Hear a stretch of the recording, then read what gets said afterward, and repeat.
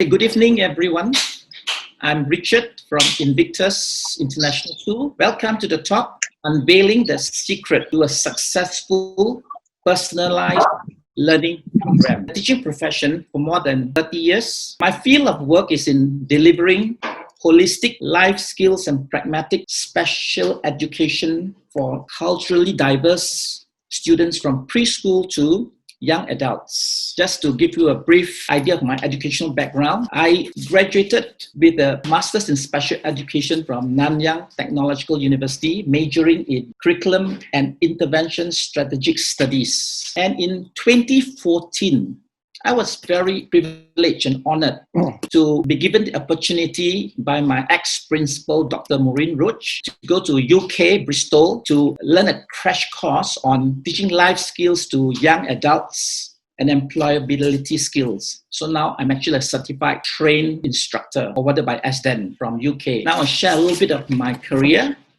I've taught both in the local school setting and also in the international school setting. In 1986, I was working for MICE, which is called Movement for the Intellectually Disabled of Singapore, as a workshop supervisor. I managed staff and ensure the smooth day-to-day running of the workshop for about more than 100 trainees. Now, these trainees are actually graduates from the 5 schools MICE. I also had the responsibility to liaise with private companies to provide a sustainable flow of work for the trainees in the workshop. For instance, an example will be, I work very closely with SIA and they provide us with contract work for the children, and that was really good. Now then, in 1987 to 1945, I decided to go into teaching. So from workshop, I moved into teaching, still under the umbrella of MICE. And I was employed at Yio Chu Kang Garden School, and I was there for about close to 9 years. I held different positions and appointments. I was the senior teacher in the senior department. I head the PE department, working very closely and training staff as well as students and prepare them for Special Olympics. We send students to participate, to compete in countries Australia, India, Hong Kong, etc. Then my work really is in Dovercourt, and I really fell in love when I was introduced to Dovercourt, also by my teacher from MICE. She recommended me to meet up with Dr. Roach, Maureen Roach, who was then the principal of Dovercourt. And I must say that I was there until now, before I left to join Invictus. So I was there for about 20 years. And apart from being a special educator, teaching across all levels, when I was in Dover, I started with the primary school. I've worked with level 3, level 4, level 5. And I was then moved to secondary to help with the secondary school department. I was also doing counseling with youth and was doing some coaching work. I was also given the opportunities to develop myself as a leader, and was given a lot of other appointments by my principal, who believed in me that I could deliver. So I proved to her, yes, I will do my very best. And to cut short, I was the official school photographer for 20 years, taking photographs, for all events and all celebrations. I was also the head of the school creative team, leading a team of staff to do props for our school musical production. And on top of that, I was given the role of head of expeditions. And that's something which I treasure very much and very passionate about that. And I did organize a lot of trips all year round. Sometimes one year I can have 3 or 4 trips. And these are for secondary school students. And my whole purpose is also to include special needs children who I think have the potential after vigorous training. And I did most of the training myself. So I've done lots of mountain expeditions in Asia, Rinjani, Mount Kinabalu. I have brought students to Europe who do very challenging mountaineering expeditions in the Alps. And I have also done a lot of humanitarian work in India with the underprivileged population, in Indonesia, in Vietnam too. And on top of that, I work very closely with the mainstream teachers, crafting curriculum-based trips like geography trip, history trip, etc., and bringing them to Ho Chi Minh City, to different parts of Asia for team building activities, etc. So that is something which I enjoy very much. And I was also given the role of life skills coordinator and Excel entry-level coordinator, preparing students in a secondary school, those with learning disability, for integration to mainstream so that they could access the IGCSE program. So I work very closely with my very dedicated teachers in Dover. So that is just a brief idea of my background. I joined Invictus International School in March 2020 this year, and I fell in love with it because many of the things which I saw, for example, the location, I love greenery. And all the while, I've always been in settings where there are lots of greenery. And I was stationed at Dempsey Hill campus at 73 Lowen Road. Yeah, just to tell a little bit of Invictus story, though I may not know so much, but I have been reading up and I'm really intrigued and really enjoy and take my hats off to even John, the founder. He had a vision, I would say that. Invictus International School was founded by Mr. John Ferguson in 2016. And within 4 years, the school has flourished and the school has expanded. And now we have schools in Hong Kong. There are 2 schools in Hong Kong. We have schools in Cambodia. And I went into the website and it was a beautiful school with top-notch buildings and apparatus and designs. It was beautiful. And then within Singapore, we have campuses in Dempsey Hill, Sentosa, and the central area we call Centrum. And on top of that, aggressively, we have introduced a new school that's coming up, and that is in Singapore. That will be the Invictus Bilingual School and also Invictus Virtual School. And I've done some trial lessons with some students from Cambodia, from Taiwan, and they are so happy with the way we teach the students. It was interactive, it was engaging, and they told me that they did learn a lot from the teachers who have supported this program. So that is a little bit of Invictus. Now we have also because of his vision, so this is our vision to be a leading educational institution where each and every learner is developed holistically and given all the opportunities to flourish successfully. In our mission statement, this is really good, to provide accessible quality education that nurtures individuals, to help them to become innovative, to help them to be inspiring, to become lifelong learners so that they can contribute positively to the mainstream of society and making it a better tomorrow for everyone. This is our beliefs and core values. There are 6 of them: respect, resilience, care, collaboration, excellence, and I like this last part. Learning must be joyous. Learning must be fun. Learning must be interesting. And there we need is creative teachers are innovative, and that you can find in Invictus International Schools. Now the main focus of my talk will be on this. What is personalized learning program? It is not a one-size-fits-all approach to education. Personalized simply means it has to be customized. It has to be tailored. And these 2 words, customized and tailored, is a very common word we use in special education. We provide accommodation, modifications, adaptations for students who do not cope in a big class of 20 or 25 students. And I like this definition from the United States of National Education Technology Plan 2017. And they define personalized learning as instruction in which the pace of learning and the instructional approach are optimized. That is the key word, optimized for the needs of each learner. And again, the key phrase is each learner, not a whole class. The learning objectives, the instructional needs, approaches, the content may all vary. And this is again very unique for PLP teaching. They may all vary because the learners are very different. One size does not fit all. In addition, learning activities has to be meaningful, relevant to the learners, driven by their interests, and that will motivate them, and that will also encourage them to be self-initiated or self-directed, and that is our ultimate goal, that they can be independent in their learning. Now, who will benefit from PLP?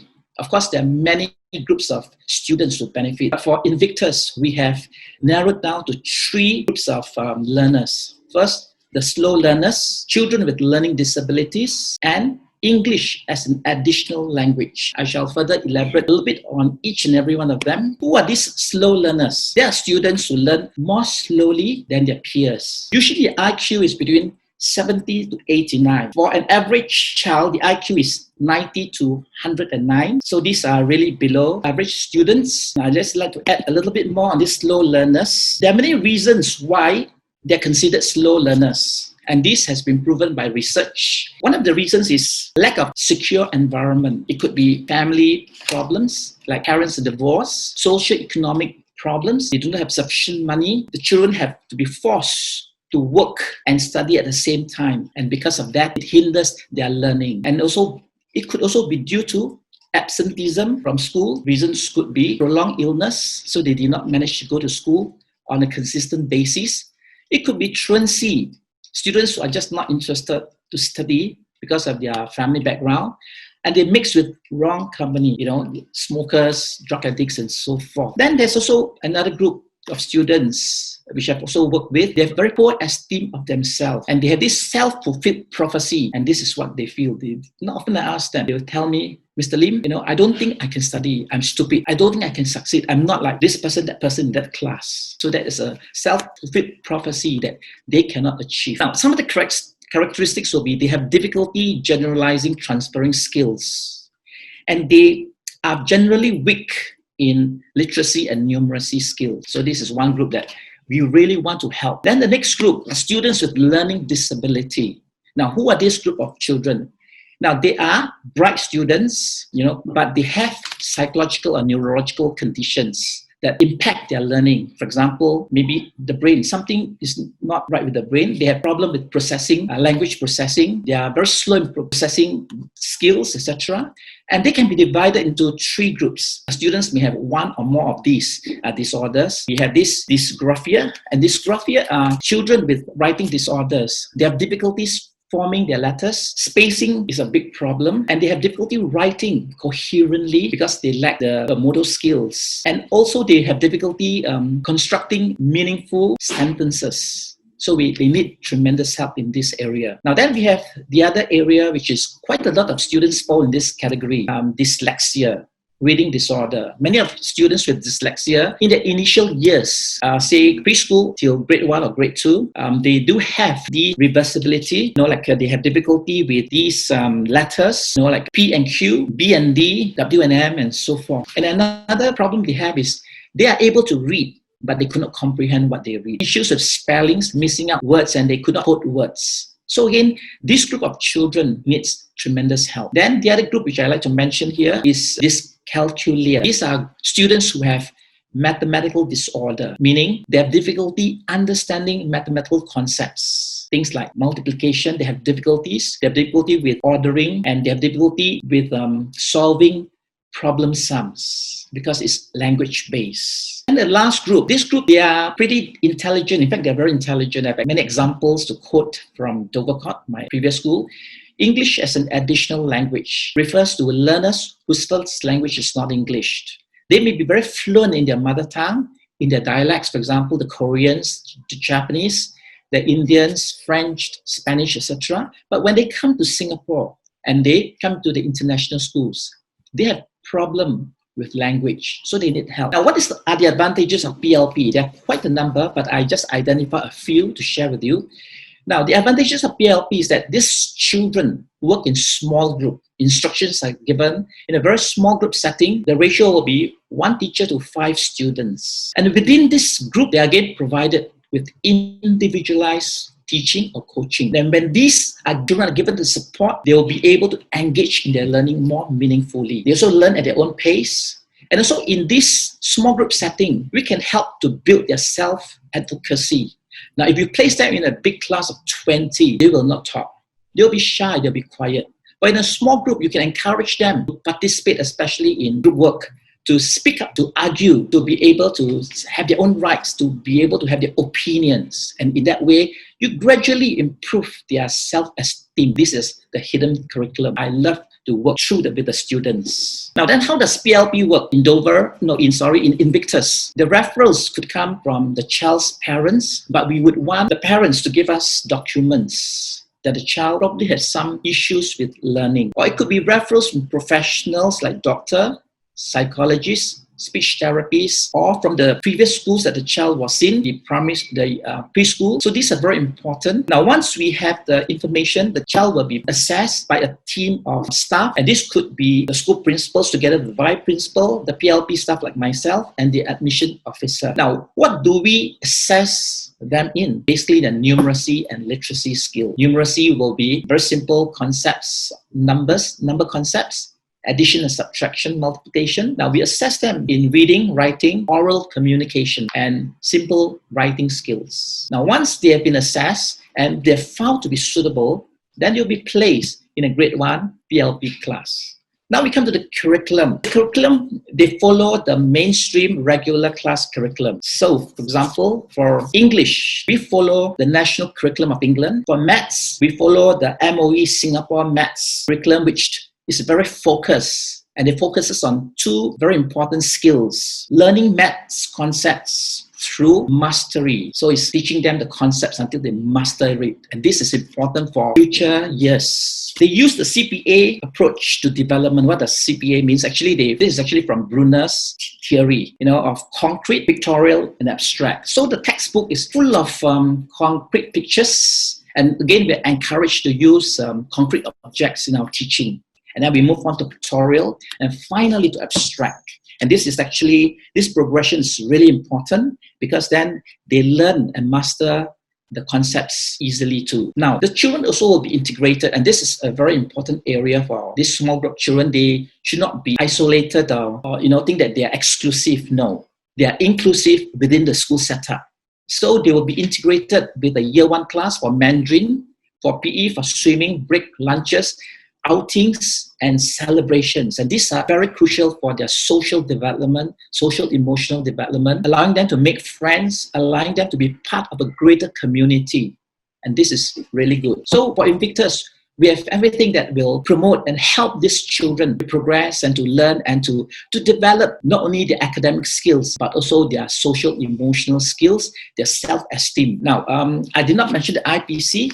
Yeah, IPC stands for International Primary Curriculum, developed in Britain and is used by international schools all around the world. It is well known for its creative and thematic approach to teaching and learning. It is rigorous, it is engaging because it's centered around core subjects like science, history, geography, ICT, and so forth. Now, and learning is very focused. There's the specific learning goals for them to follow, and that again helps the teacher to plan the lessons effectively. Now, I can give an example of what I mean by thematic approach. For example, I can take just a theme, rainforest. In geography, students can learn map work. They can identify all the rainforests in the world. They can learn about deforestation, conservation, just to name a few. Now, in science, they can learn about habitats, animals' habitats. They can learn about plants' life. They can learn about animals' life. In art and craft, they can learn, make collages of the rainforest, build 3D animals, and they can create also, they can do paintings of the fauna and flora. So there are many things that you could do for art and craft. And for ICT, all children in Invictus are encouraged to do projects, to do research work, and this comes in handy. So this is just an example of why IPC is really very good program. Now come to how do we teach these children in this small setting. So the pedagogy will be, for example, now there's flexible small group instruction. And I mentioned before, within this small group, they're supported with individualized coaching and learning. Now then we have this second circle, explicit instruction. Explicit instruction is quite different from the other teaching strategies in that explicit instruction is to show students what to do and how to do it. So in other words, it is showing them step by step. For example, I will explain to them using concrete objects. It can be an example of making cupcakes, muffins. Instead of giving them the whole recipe, I'll break them down. And there's a phrase we call in our learning task analysis. So we will task analyze the lesson. We'll break the lesson down into very simple, achievable steps that the child can follow. So that's explicit. And teaching strategies. Yeah, this is for small group children. It is really important to use different strategies because of their learning styles. One of the psychologists mentioned that every child is different. Some are visual learners, some are kinesthetic learners, some are auditory learners. And because of the vast differences in their learning styles, we have got to employ different strategies to encourage them to stimulate their learning and to create that environment where they want to learn and they're interested to learn and they feel comfortable within that same setting. So we will employ things like, for me, myself, I've used a lot of strategies. I do not keep to one strategies. Now, strategies like a multi-sensory approach using the 5 senses. Now, things like cooperative learning, where we want them to work as a group and also to take leadership roles. We use lots of graphic organizers, to scaffolding to help them to do their work. We do role play, which is really important, quizzes, and then we also do a lot of using this WH questioning. What? Why? Who? Where? And that stimulate their response. So they start to think. And to me, that is really important. So it's using a combination of strategies. And again, to see that which strategy will suit which child and how we can combine them together to effectively bring across the concepts. Now, positive and reinforcement is a very important area in the social emotional state of the child. For example, giving a pat on the back, giving praises, verbal praises, well done, good. Giving stickers, I think for the younger children, they love stickers, they love from smileys, or giving them a progress chart where they compete with one another, healthy competition, so they have the challenge. And I think sometimes another good one which I've used often is to, when I walk around the classroom, monitoring them, and observing their work, I will write comments. This is really good. I like this phrase that you have written. Oh, you have used a very interesting adjective. And the children will feel very motivated. They'll feel encouraged. So all these positive and reinforcement is to motivate, to encourage, to strengthen them, in their learning, that they want to learn, and to also show that we are interested in them. We are not just teachers, but we want to really bring ourselves down to the level to help them understanding the concepts. Then ongoing progress monitoring.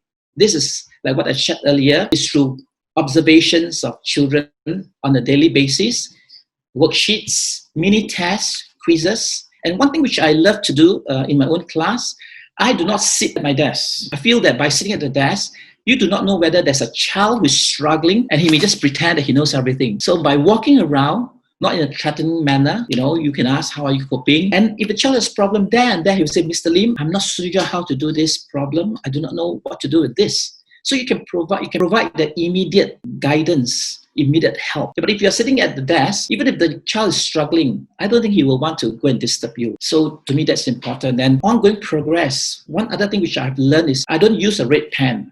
Red pen is always linked to, if you fail, the teacher write a red pen, fail, F-A-I-L-D. I remember in my younger days, fail, F-A-I-L-D, and you feel so down and discouraged.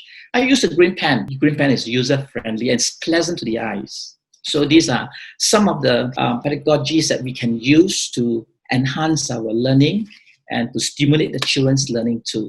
Now, two important things when working with special group of children like this, is these two words, accommodation, modification. Modification can also mean adaptation. Now, what is accommodation? I'll very briefly say, because some things I've already repeated earlier, changes to how we teach. So the teacher is very important. How do I teach? How do I assess? Refers to the different strategies I use. Am I innovative? Am I creative? Am I sensitive to change? I remember a professor once told me, try another way. When I was doing my degree program and master program, and there was this professor who uses this concept. If this does not work, try another way. And that has been in my mind all the time in my teaching life. Try another way. And I'll tell other teachers, don't just skip to this particular way. If this does not work, there's always another way. We can be inventive. Teachers are supposed to be inventive, creative, imaginative. You can think of many other adjectives to describe teachers. Now, we can do everything, providing all the services to support the students so that students can access the curriculum. We can also think of other accommodations. Like, for example, a child who has difficult reading. I think we can provide audio for the child to listen to the reading program rather than to ask him or her to read the whole text, which is really tough for the child. A child who has difficulty with writing, then we need to have certain tools, writing tools, iPad, spell checks, and so forth to help the child. Then I was also thinking that it's very important also in accommodation is the classroom environment is important. Is the class situated in a place where it is noisy, it is very distracting, then it's going to be difficult for these children to learn. So you need to change. And if the child who lacks focus within the classroom, I will bring the child and put him nearer to my desk so that I could have more direct interaction with the child. And another provision will be time. Some children take a longer time to complete a task. So you got to give them more time to complete assignments, give them more time to take the exams. So these are a little bit from accommodation, but these all do not alter the learning expectations for the grade or level of the curriculum. It's just providing accommodation. Now then modification, adaptation, changes to what we teach. So the teacher has got to be sensitive again. Do we teach the whole topic? It may be too much for the child. It may be redundant. So it's important to identify what are the relevant areas, what are the relevant topics and subject areas, and to focus just on that. So that to me is making changes to the content of the learning expectations. Now, increasing of the number of complexities will be, for example, for reading comprehension passage. For mainstream regular child, he may have to answer 10 questions. But for this group of children, we need to, again, customize, tailor it, probably giving him or her just 5 questions. Another child for able 6 questions. So again, the teacher has got to really make modifications in this area. Now, modification can also be in terms of the worksheets, differentiated worksheet without changing the content, looking at the what you call the font size, the spacing, so that it is really suitable for the children. So these two are very important: accommodation, modification. Now, the final thing, how do we place them to the next grade or to transfer them to the mainstream regular class? They will have to take their formative assessment, but this comes through daily, weekly assessment, observation, mini tests, and so forth. And then we have this summative assessment, which all students, regardless of small group or mainstream students, they too have to take. So this will be either the termly test or the final end of the year examination. On certain circumstances, we may make some modification. If not, then they should take the same test. From there, we'll see whether they can be promoted to the next level. What if a pupil who continues to experience difficulties after individualized intervention and all the strategies used to help this child, then we may need to refer this child for further assessment and evaluation. So the whole staff committee need to come together, look through what is the problem, identify the problem, then we try to solve the problem. If the problem is emotional aspect or something to do with psychological aspect, then we may need to refer this child to a psychologist or some learning problem. If it's language problem, we may have to refer the child to a speech pathologist. So these are all in place in Invictus School.